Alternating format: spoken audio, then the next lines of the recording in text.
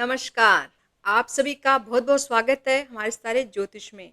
आज आपके लिए जो विषय लेकर आई हूँ, वो कुछ इस तरह से है कि शुक्र कब विवाह करवाते हैं, वो भी प्रेम विवाह।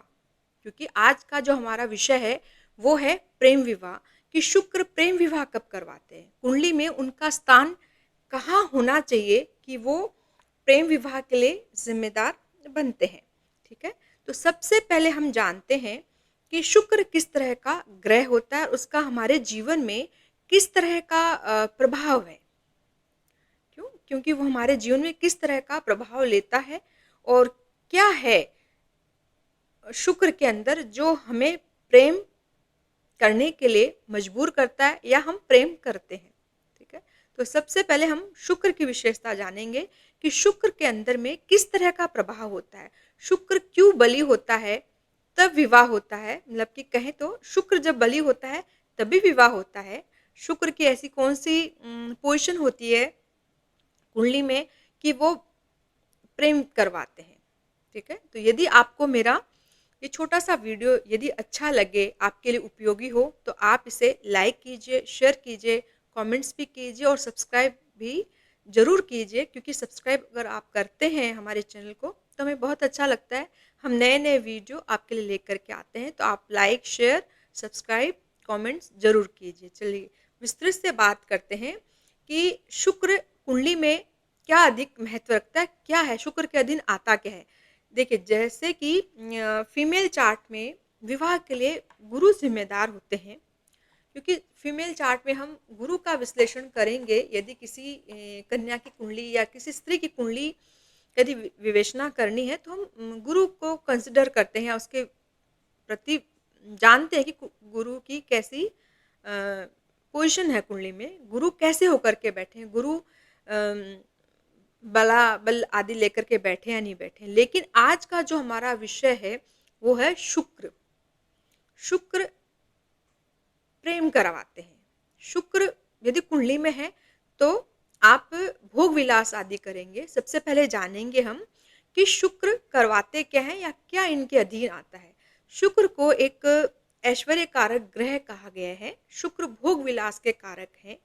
भोग जो होता है, वो आपका शारीरिक रूप से भी हो सकता है और भोग एक भौतिक सुखों का भी कारक होता है। भोग कहें तो भोग का अर्थ है शारीरिक सुख भी होता है और प्लस जितनी भी हमारी सुख सुविधाएँ हैं, जो हमें आज आधुनिक जीवन जीने के लिए जो भी सुख सुविधाएँ हैं, जो हमें आज प्राप्त हुई है, उसे हम किस तरह से यूज़ करते हैं या हमारे पास इतने सुख साधन हैं क्या, जिसे हम अपने जीवन में अपना कर के अपने जीवन को बहुत ज़्यादा संपन्न कर सकते हैं। ये सब कुछ शुक्र के अधीन आता है। देखिए, शुक्र जो है, वो मधुरता का कारक होता है। मधु, शहद भी शुक्र का कारक होता है। मधुरता मिलती है शुक्र के माध्यम से। यदि कुंडली में शुक्र को 2 भाव प्राप्त होते हैं, कुंडली का सेकंड हाउस और सप्तम भाव, ठीक है? सेकंड हाउस जो है, वो हमारा मुख होता है, स्वाद होता है, मधुरता होती है, हमारी आँखें होती हैं, हमारे नाक, नक्श का भी विचार सेकंड हाउस से किया जाता है, ठीक है? ये धन का घर भी है।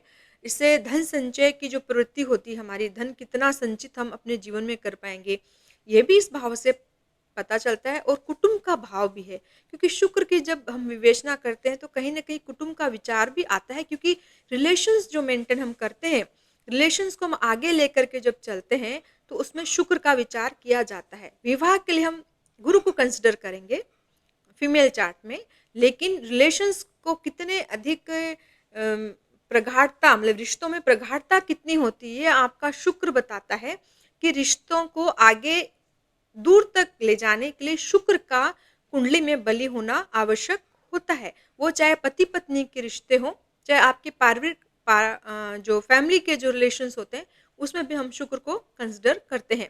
तो शुक्र भौतिक सुखों का कारक होता है।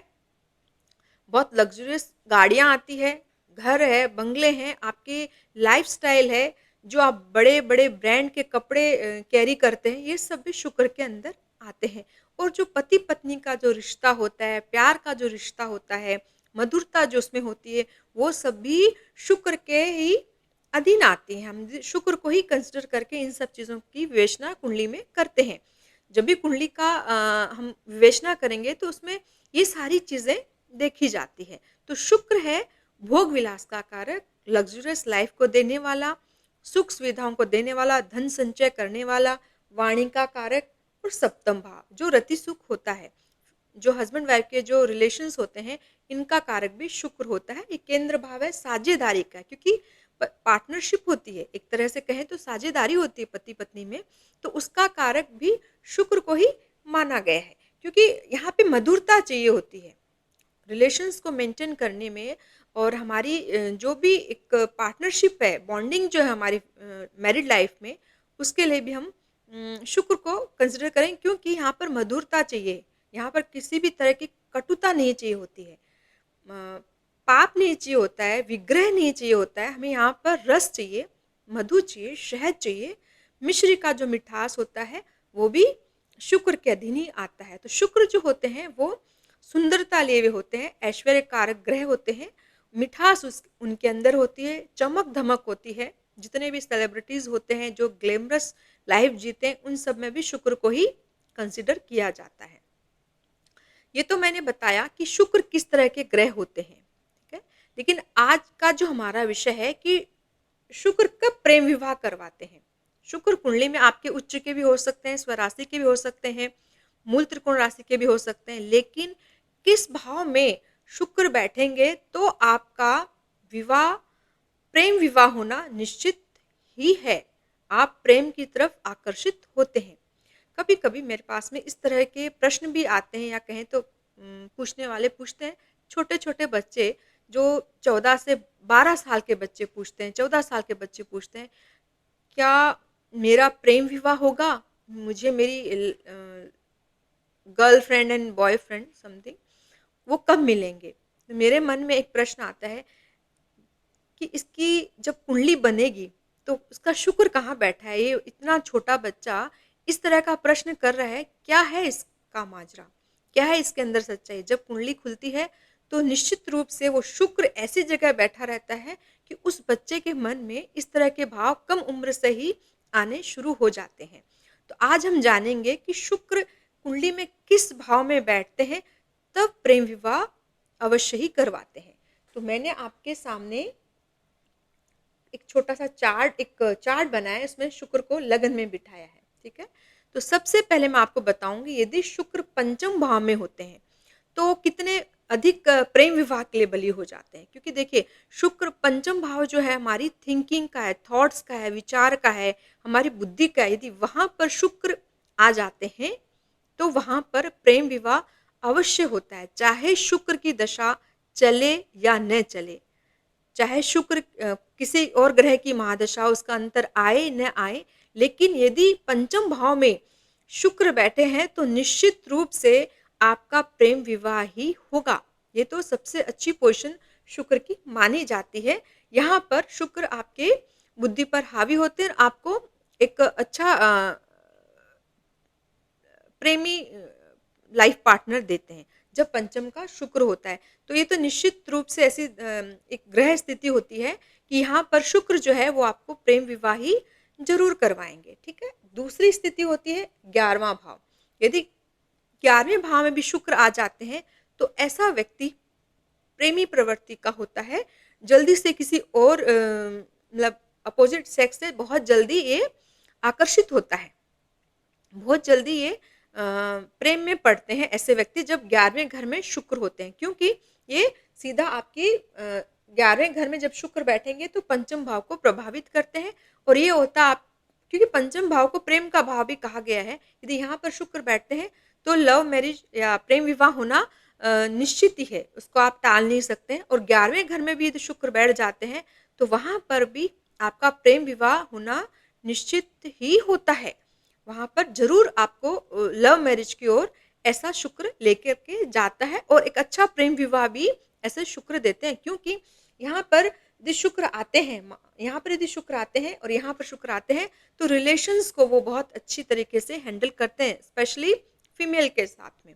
जो घर की फीमेल्स भी होती है, जैसे माँ हैं, बहनें हैं, उनके साथ में भी बहुत अच्छा इनका रिलेशन होता है और रिस्पेक्ट करते हैं। पंचम का शुक्र, 11वें घर का शुक्र जो होता है फीमेल्स को रिस्पेक्ट भी करता है और उनके प्रति उनका एक आकर्षण भी रहता है, जो उन्हें प्रेम विवाह की ओर लेकर के जाता है। ये तो हो गया कि 5वें और 11वें घर में यदि शुक्र होते हैं, तो प्रेम विवाह निश्चित रूप से ही होते हैं। अब है सेकेंडरी पोज़ीशन किस तरह की रहती है कि प्रेम विवाह होंगे, लेकिन अब एक तीसरी पोजीशन मैं आपको और बताती हूँ, यदि चौथे घर में भी शुक्र होता है, तो ऐसा व्यक्ति जो होता है आकर्षण से भरा हुआ रहता है।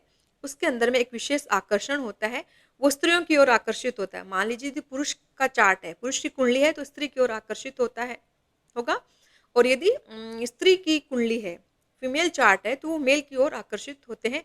चतुर्थ भाव का शुक्र आपको आकर्षण से भरता है, आप देखने में भी सुंदर होते हैं, आकर्षित आपका एक व्यक्तित्व रहता है, एक खूबसूरत पर्सनैलिटी रहती है। चतुर्थ भाव में जब शुक्र आते हैं, तो ऐसा व्यक्ति भी प्रेम विवाह ज़रूर करता है। यदि शुक्र आपके चतुर्थ भाव में आ जाते हैं, तो ऐसा व्यक्ति प्रेम विवाह ज़रूर ही करता है। चाहे शुक्र की दशा चले या न चले, कोई सपोर्टिव दशा शुक्र की सपोर्टिव दशा भी हो सकती है, लेकिन यदि मेनली शुक्र की दशा यदि चल नहीं भी रही है, तभी ऐसा व्यक्ति प्रेम की ओर आकर्षित होता है और प्रेम विवाह उसका ज़रूर होता है, ठीक है? अब दूसरी बात है कि प्रेम विवाह होता है, लेकिन यदि शुक्र की दशा चले तब भी प्रेम विवाह होना निश्चित होता है। कब होता है? उसकी दूसरी पोज़ीशन है कि यदि लगन में शुक्र बैठते हैं, ठीक है? तब ऐसा हो सकता है कि यदि शुक्र की दशा चल रही है तो आपको प्रेम होगा, ठीक है? इसके लिए शुक्र की महादशा चलनी या शुक्र का अंतर्दशा चलनी ज़रूर होनी चाहिए आपकी कुंडली में, तभी आप प्रेम विवाह करेंगे यदि लग्न में शुक्र बैठा है, ठीक है? क्योंकि ये मंगल का घर है, यहाँ पर तो चंद्रमा का घर है, तो शुक्र यहाँ पे बली हो जाते हैं, अधिक बली हो जाते हैं चंद्रमा के घर में और यदि यहाँ पर शुक्र बैठे हैं तो मंगल के घर में है, तो वो क्या होता है व्यक्ति थोड़ा-सा एग्रेशन के साथ में रहता है, थोड़ा बहुत पैशनेट भी रहता है। यदि लग्न में शुक्र आ जाते हैं, तो ऐसा व्यक्ति जब प्रेम करता है तो बहुत ही पैशनेट होकर के लव करता है और यदि शुक्र की दशा चली है तो उसका प्रेम प्रेम विवाह जो है वो फलीभूत ज़रूर होता है, इसमें कोई भी संशय नहीं है। दूसरी बात है कि यदि सप्तम भाव में शुक्र आते हैं तो कैसा होता है? क्योंकि यहाँ पर शुक्र की दशा चलनी आवश्यक होती है। यहाँ तो शुक्र वैसे भी उनको अपना ही घर मिला हुआ है, मूल त्रिकोण राशि होती है शुक्र की तुला। यहाँ पे तुला राशि रहती है, शुक्र है तो अपने घर के यहाँ पे उच्च के भी होते हैं, हो सकते हैं किसी कुंडली में और स्वराशि के भी होते हैं। लेकिन ऐसा ज़रूरी नहीं है कि उस व्यक्ति को प्रेम विवाह ही हो। जैसे कि लग्न में भी यदि शुक्र बैठा है, तो प्रेम विवाह होना आवश्यक नहीं है। वो कब होगा? जब शुक्र की दशा चलेगी। यदि लग्न में शुक्र बैठा है, तभी शुक्र की दशा चलनी आवश्यक होती है और सप्तम भाव में यदि शुक्र बैठा है, स्वराशि का, उच्च का, वृषभ का भी बैठा है शुक्र, तो उसके लिए शुक्र की दशा चलनी आवश्यक होती है। यहाँ यदि लग्न में शुक्र बैठते तो व्यक्ति स्वयं बहुत सुंदर होता है, उसकी आभा मंडल अलग ही होता है। यदि सप्तम भाव में शुक्र बैठ गए हैं, तो उसका जो लाइफ पार्टनर रहता है वो या तो पैसे वाला होता है, यहाँ पर शुक्र को बल देखना चाहिए कि कितना बली है शुक्र, किस राशि में बैठा है, कितना बल लेकर के बैठा है, किस नक्षत्र का है। यदि सप्तम भाव में शुक्र बैठते हैं, हो सकता है कि आपका लाइफ पार्टनर बहुत सुंदर हो, गोरा-चिट्टा, खूबसूरत हो और यदि शुक्र उच्च के बैठे हैं या किसी अच्छी राशि में बैठे हैं, तो हो सकता है बहुत धनाढ्य व्यक्ति भी हो। तो शुक्र का यहाँ पर बला-बल आदि देखना चाहिए विवेचना करने से पहले। लेकिन यहाँ पर प्रेम विवाह कब होगा? जब शुक्र की दशा चलेगी। यदि शुक्र की दशा आपको जीवन में नहीं चली है, लगन में या सप्तम भाव में, तो आपका प्रेम विवाह नहीं हो सकता। केंद्र के शुक्र 2 स्थान प्रति केंद्र में शुक्र बैठे हैं, यदि इनकी दशा चली है तभी आपका प्रेम विवाह होना निश्चित होता है, ठीक है? तो ये तो होगी शुक्र की कंडीशंस की किन दशा यदि दशाएँ हैं तो विवाह होगा, लेकिन पंचम में, 11वें घर में, चतुर्थ भाव में, ठीक है?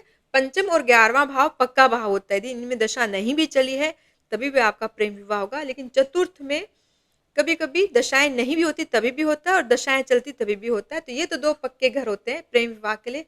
चतुर्थ भाव, 4th हाउस इज़ कंसिडरेबल है, ठीक है? लग्न और सप्तम का कंडीशन में कंसिडर किया जाता है, शर्त है इनके लिए कि ये दशा होनी चाहिए शुक्र की दशा, तभी इनका प्रेम विवाह होगा। प्रेम विवाह या प्रेम कब फलीभूत नहीं होते हैं? जब शुक्र छठे घर में आता है।